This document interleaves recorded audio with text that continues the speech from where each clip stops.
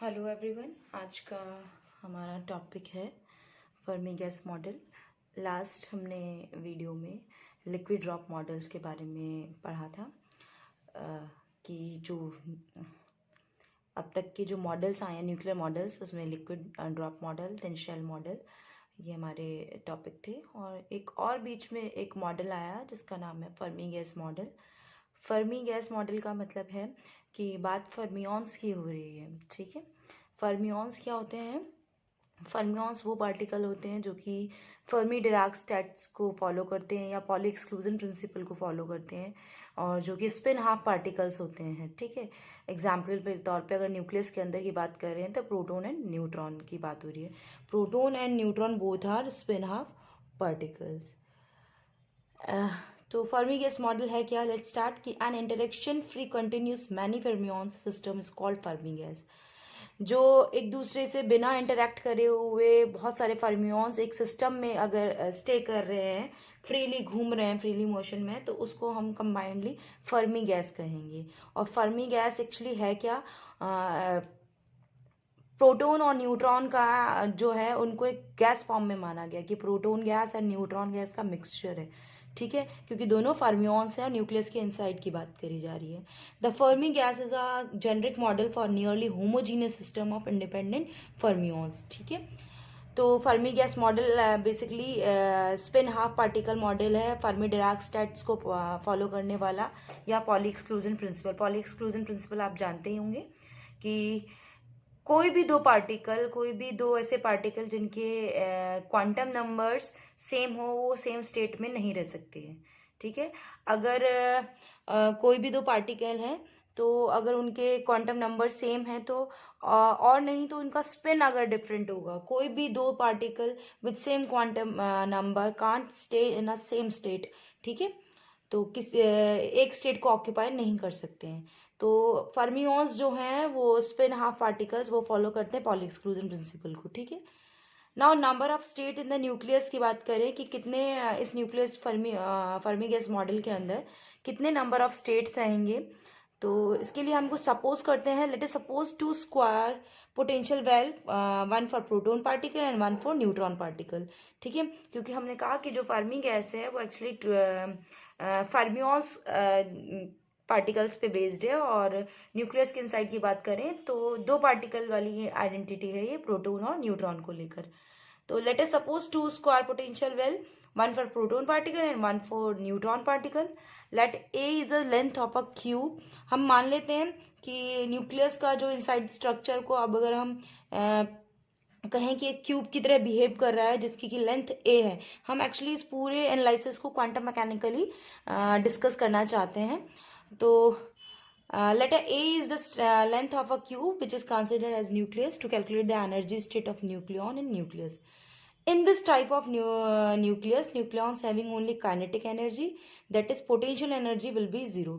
इस तरह का जो अगर सेटअप, इस तरह का कोई रेफरेंस सिस्टम है, अगर कोई सिस्टम है जिसमें हमने एक 3 डायमेंशन की बात कर रहे हैं, जिसमें हमने कह दिया कि एक क्यूब है और उसकी ए लेंथ है, और उस स्टेट में हमें न्यूक्लियस के जो है एनर्जी स्टेट्स न्यूक्लियॉन्स की न्यूक्लियस के अंदर पता करनी है, कैलकुलेट करनी है।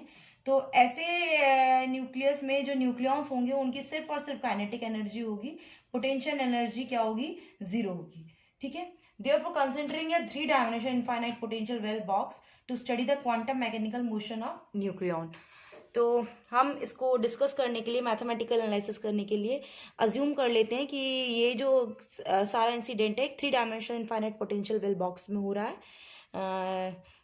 तो अभी आपने क्वांटम मैकेनिक्स में अपने पढ़ा होगा कि कैसे 3-डायमेंशनल बॉक्स में या कैसे 2-डायमेंशन बॉक्स में कोई भी पार्टिकल है उसका वेव फंक्शन कैसे लिखा जाता है, या उसकी एनर्जी, आइगन एनर्जी कैसे कैलकुलेट कर जाती है। सेम हम वही यूज करते हुए इसको आगे करेंगे। So wave function for free nucleon in 3-डायमेंशनल बॉक्स क्या लिख सकते हैं? ये वेव फंक्शन किसी भी 3-डायमेंशनल बॉक्स में पार्टिकल के लिए लिखा जाता है। और वेव फंक्शन है क्या? आप लोगों ने क्वांटम मैकेनिक्स में पढ़ा होगा कि किसी भी पार्टिकल की नेचर के बिहेवियर को बताने के लिए वेव फंक्शन से एक्सप्रेस किया जाता है। और ये 3 डायमेंशन की बात कर रही है, तो हमने ये इक्वेशन हो जाएगी वेव फंक्शन के लिए कि 2/a⁴ 3/2 sine n1 pi over A X, A length है सबकी क्यूब की। अगर ये अलग अलग लेंथ होती तो हम यहाँ अगर किसी एक्स डायरेक्शन में होते ए है, वाई डायरेक्शन में बी है, जेड डायरेक्शन में सी है, तो यहाँ जो ए जी लिखा है इसकी जगह हम ए बी सी लिख देते। ठीक है, तो बिकॉज हमने यूनिफॉर्म क्यों माना है कि यूनिफॉर्म लेंथ है, एक ही लेंथ है, ए है, तो इसे लिख सकते हैं साइन n1 पाई ए एक्स, साइन n2 पाई ए वाई, साइन n3 पाई ए जेड। और ऐसे वे फंक्शन के लिए जो एनर्जी आइगन वैल्यू क्या हो जाएगी, ई इज इक्वल टू, ये सब आप लोगों ने क्वांटम मैकेनिक्स में पढ़ा हुआ है, सेम एज इट इज हम वहाँ से फॉर्मूला यूज कर रहे हैं। E is equal to pi square H cross square over twice M A square n1 square plus n2 square plus n3 square. ठीक है, और इसको combinedly n1 square plus n2 square plus n3 square को हम n square लिख सकते हैं, तो इसको n स्क्वायर लिख दिया। n1 n2 n3 along x y और z डायरेक्शन इंटीजर्स हैं। ठीक है, अब जो इक्वेशन 1 है वो आपका शो करती है कि एनर्जी, फ्री न्यूक्लियॉन्स की एनर्जी हमेशा पॉजिटिव रहेगी। ठीक है, और हमेशा n1 n2 n3 पे डिपेंड करेगी। तो एनर्जी किस पे डिपेंड कर रही है, n1 n2 और n3 पे डिपेंड कर रही है। वही जो इक्वेशन सेकंड है वो आपको दिख रही होगी एज इट इज, जैसे स्फीयर की इक्वेशन लिखी जाती है किसी रेफरेंस सिस्टम में, वैसे ही इक्वेशन 2 यहाँ पर नजर आ रही है। So equation 1 shows that the energy of free nucleon is positive and depend on upon n1 n2 n3, and equation 2 is the equation of sphere in a particular reference system. Now considering a reference system such that n1 n2 and n3 integers are taking along the axis, now possible energy state in the range E and E plus DE, हमें क्या करना है, एक particular energy हमें number of energy states calculate करनी है basically, और हम उसे एक रेंज हमने डिसाइड कर ली कि E और E प्लस DE के बीच में कितने पार्टिकल्स हैं, कितने नंबर ऑफ एनर्जी स्टेट्स इसके बीच में आएंगे। तो उसको कैलकुलेट करने का तरीका क्या है कि हम पहले तो एक रेंज 0 से E बनाएं कि 0 से E के बीच में पार्टिकल कैलकुलेट कर ले, फिर 0 से E प्लस DE के बीच में एनर्जी स्टेट्स कैलकुलेट कर लें, और देन दोनों का डिफरेंस लेंगे तो हमें ऑब्वियस है कि ये E plus DE minus E कर सकते हैं, इन दोनों के बीच के मिड की एनर्जी स्टेट्स मिल जाएंगी।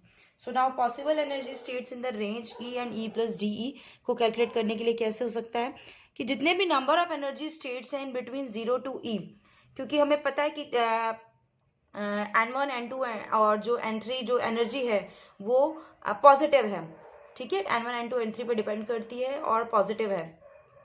और जो ये इक्वेशन शो कर रही है n2 is equal to n1 square plus n2 square plus n3 square, ये हमें पता है स्फीयर की इक्वेशन है। तो हम एक ऐसा रेफरेंस सिस्टम मान सकते हैं जिसमें कि ओरिजिन पॉइंट को मानकर एक n रेडियस का एक स्फीयर बनाया गया हो, n रेडियस का गोला खींचा गया हो, और उसके जो वॉल्यूम पूरा जो वो कंटेन करता है वो गोला, उसके उस पार्ट को देखा जाए कि जिसमें n1 n2 और n3 के तीनों के तीनों आए और वो तीनों ही पॉजिटिव पार्ट हो।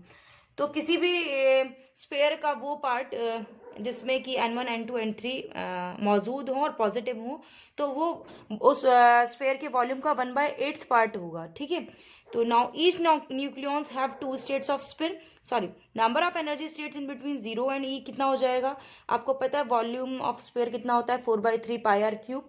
तो हमने n रेडियस का गोला खींचा था तो 4/3 पाई n क्यूब, और इतने 0 टू E के बीच में n1 n2 n3 तीनों का आना विद पॉजिटिव साइन, वो पॉजिटिव तीनों एक संग वॉल्यूम के 1/8 पार्ट में मिलेंगे, स्फीयर के वॉल्यूम के 1/8 पार्ट में मिलेंगे, तो इसे हम लिख सकते हैं 1/8 4/3 pi n cube. Now each nucleon have 2 states off spin, हमें पता ही है कि हर न्यूक्लियॉन की 2 स्पिन होती हैं, तो नंबर ऑफ स्टेट्स कितनी हो जाएंगी 0 टू E में, हमने 2 लिख दिया आगे, 2/8 4/3 pi n cube, that is π/3 n cube. Similarly हम total energy states in between 0 to E plus DE के बीच में निकाल सकते हैं, क्योंकि हमें पता है, हमने जो अभी कैलकुलेट किया है वो इतना आया है, π/3 n क्यूब आया है 0 से E के बीच में। अगर हम E से E प्लस D में जाएंगे तो n से n प्लस DN पे हो जाएगा, इतना ही डिफरेंस आएगा। तो इस इक्वेशन को हम एज इट इज लिख सकते हैं कि π/3 n प्लस DN का होल क्यूब।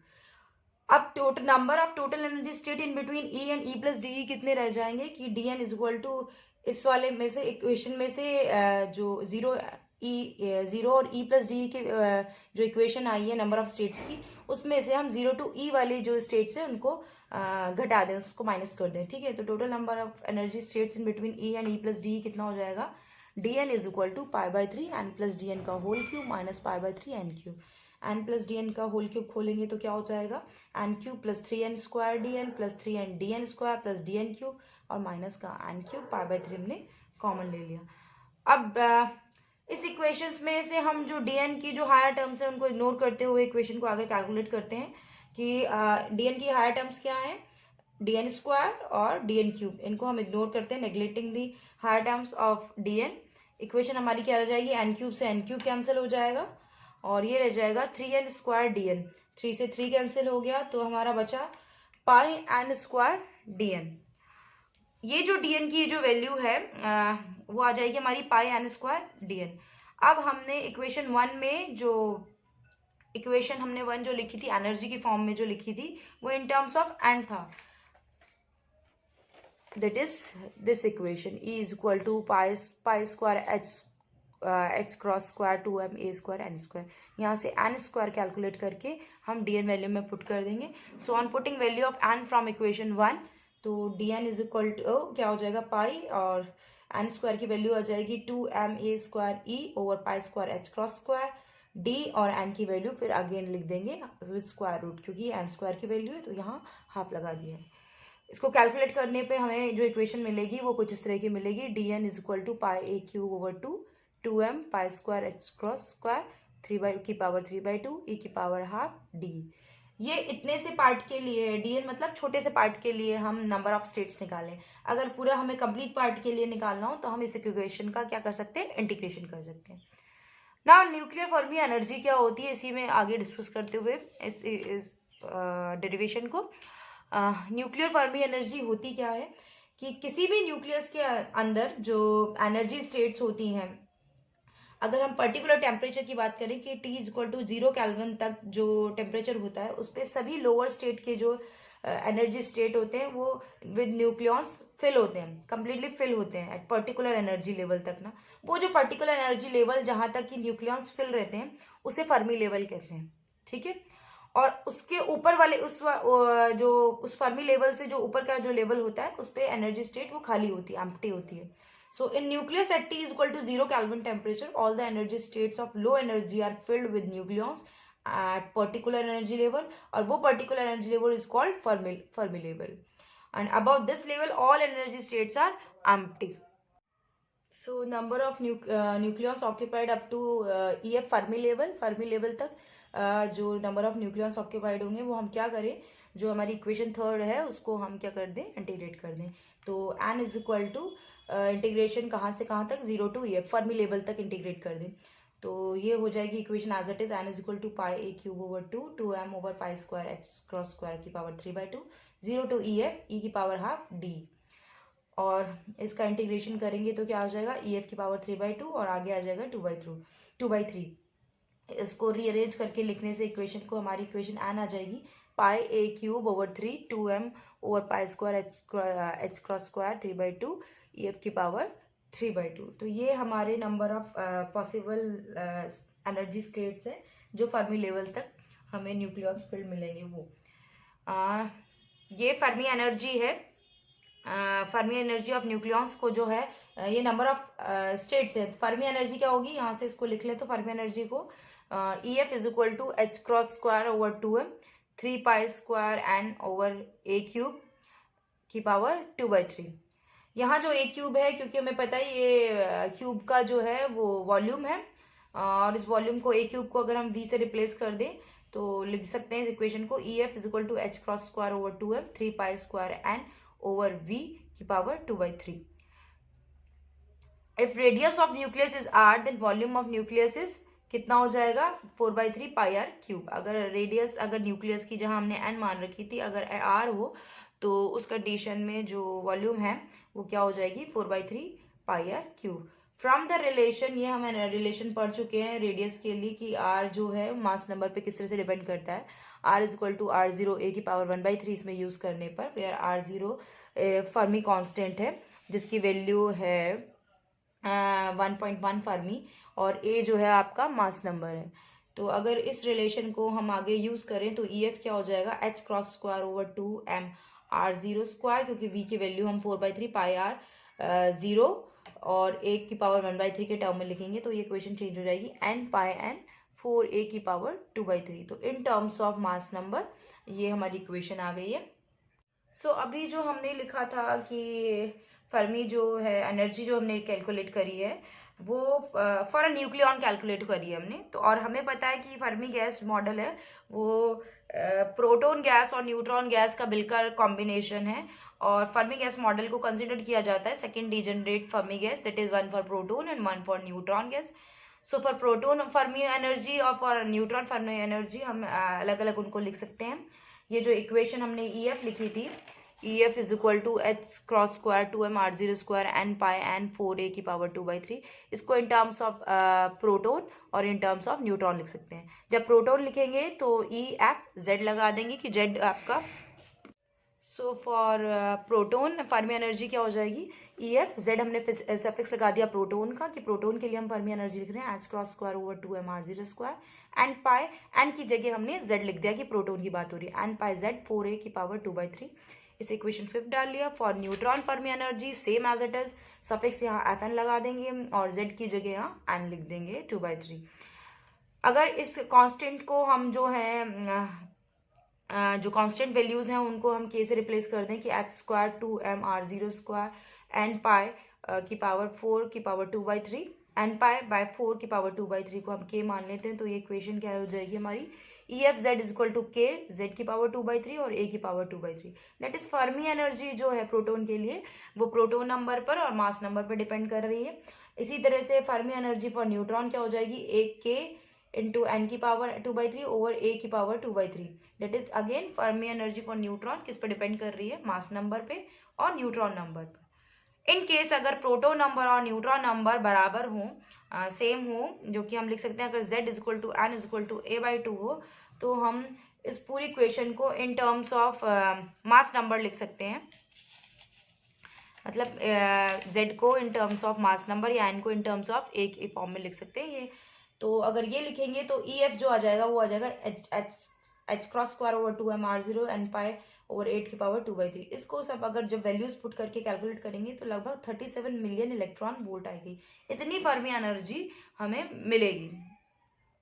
और इसी फर्मी एनर्जी के से हम फर्मी मोमेंटम जो कैलकुलेट करेंगे, हमें पता है मोमेंटम में पी और ई में जो रिलेशन होता है वो P is equal to √2m/e होता है। फर्मी की बात करें तो P F is equal to √2m/e/f और यहाँ पर ई एफ की वैल्यू पुट करने पर कुछ इस तरह से आ जाएगा और जो पी एफ जो कैलकुलेट होकर आएगा वो लगभग 250 मिलियन इलेक्ट्रॉन वोल्ट पर कूलम आएगा। ठीक है, तो मोमेंटम है जो काफ़ी ज़्यादा आ रहा है। नाउ हम कैलकुलेट करते हैं काइनेटिक एनर्जी ऑफ न्यूक्लियॉन्स कि जिस काइनेटिक एनर्जी के संग न्यूक्लियॉन्स मूव कर रहे हैं इनसाइड द न्यूक्लियस वो कितनी काइनेटिक एनर्जी है लगभग फर्मी गैस मॉडल में।